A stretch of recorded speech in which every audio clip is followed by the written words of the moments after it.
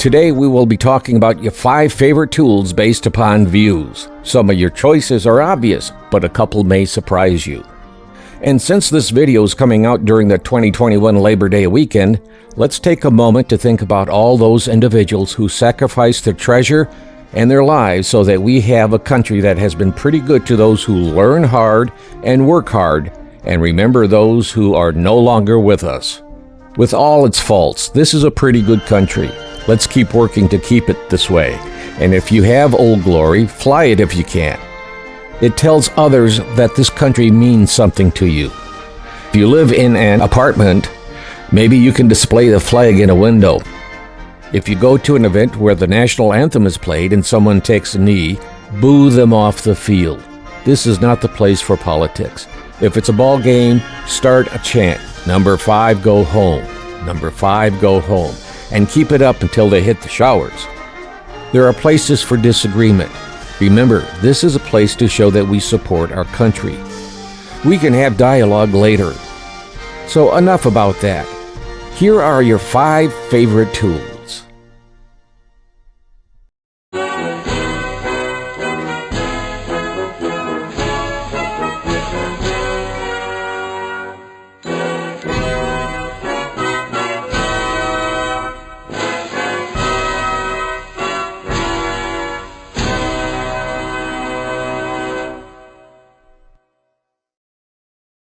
Hi, I'm Scott Bain. They call me the Old Farmer. Being a fairly new channel, we have quite a few videos, many of them dealing with tools. So today we're going to show the top 5 tools based upon channel views that you chose as your favorite tools. We'll start with number 5 and go towards the number 1 tool you chose. Number 5. The Hercules 12-inch miter saw. Since purchasing the saw, I have used it a lot and find that not only do I get more accurate cuts, it's easier to use. The saw uses a shadow line to mark the cut, and from all I've heard about misaligned lasers, the shadow line can't get knocked out of place. Inside, I've never had a problem seeing the shadow line. I could see if you were outside, you might have a problem, but that would be true too for a laser line. Just use an awning made out of anything that will work to keep the saw in the shadows, and it should be fine. The current price is $369.99. I'm still using the original blade and find that it cuts as well as the Diablo blade. Unless you have a specific need, this blade cuts accurate enough for anything I need to cut. The motor is powerful, and I have not had any problems cutting through any size piece of wood, including a 4x4. The startup can be a bit startling because of the torque, but after a bit, it's no problem. A soft start would be nice, but not needed. I really think it outperforms the DeWalt or similar brand miter saws, and with the extended warranty, it can't be beat. Number 4. The actual number 4 is a repeat of another tool with a higher number. It's an update, so we'll just skip this number 4 choice and go to the next video. The Bauer Oscillating Edge Belt and Spindle Sander. Some of you had problems leveling the table, but for the cost in comparison to the Grandpappy, the Rigid, the Bauer makes sense. Granted, the Rigid has a miter slot and a couple of extra doodads, but the current price for the Rigid is $479.95 on Amazon, and the Bauer is $229.99. Extended warranty is an extra, and in my opinion worth it for something with bearings and a motor. It has enough power to sand anything, and I don't see any real differences between the Bauer and the Rigid, except the price and the miter slot, which few people use. Number 3. The Grizzly H7565 hand plane. I got this hand plane as a scrub plane, but have found this is a good all-round plane. The iron is a bit soft, but is good enough for most projects other than fine furniture, where a specific finishing plane should be used. I got a few tools from Mrs. Old Farmer, Marty's grandfather. I was the only one appreciating good tools. So I have his Bailey plane that belonged to Marty's grandfather.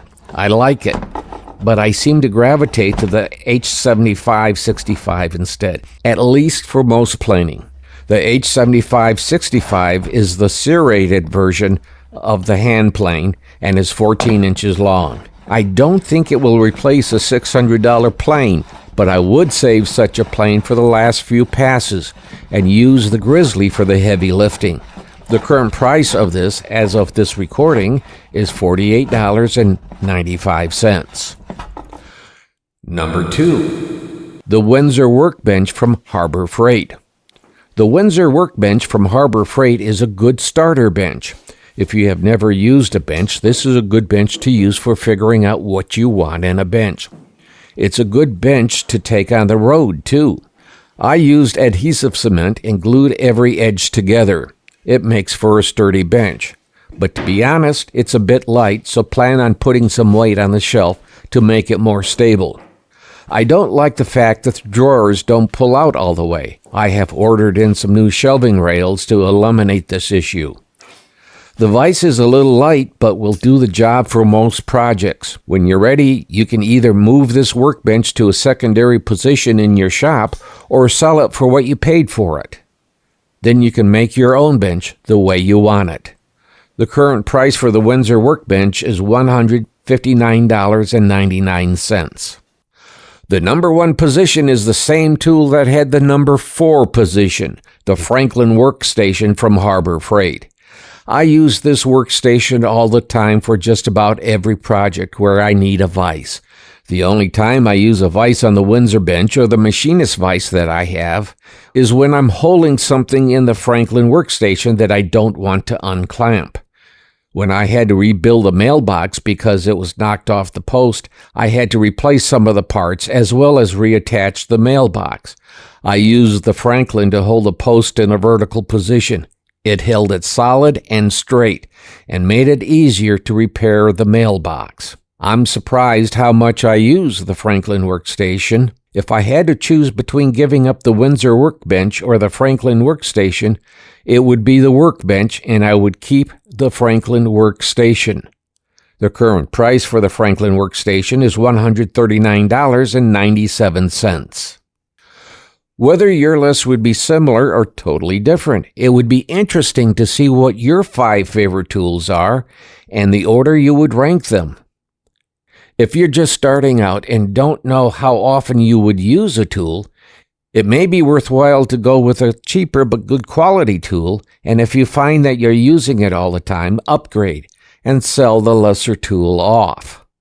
If you know you will be using a tool all the time, then if there's an actual difference in tool quality, get the best tool you can afford.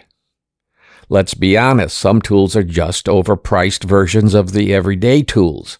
For an example, there are tools at the same quality as found in tool trucks and at a small fraction of the price. Tecton and Harbor Freight both offer tools that actually outperform Snap-on and Mac tools. So check reviews and find the tools that will more than meet your needs and are easier tools to use. Before I go, I wish to thank those who have subscribed to the channel. Thank you. And thank you to everyone watching this video. If this is the first time with the channel, I hope you find something of value here. If you do, may I suggest subscribing, leave a comment, ring the bell, and share with those who you think may enjoy this video. Do we deserve a thumbs up or a thumbs down?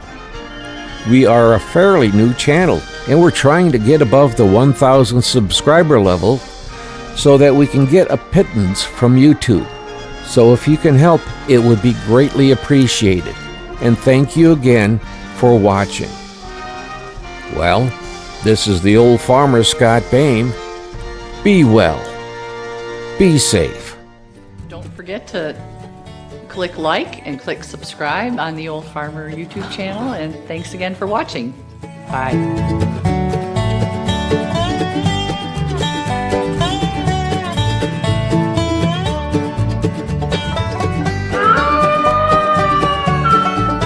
The VFW National Home for Children, providing families of veterans and active duty military opportunities for growth and development in a nurturing community. Please consider a donation to help their children and families. I.C. Rhodes speaking.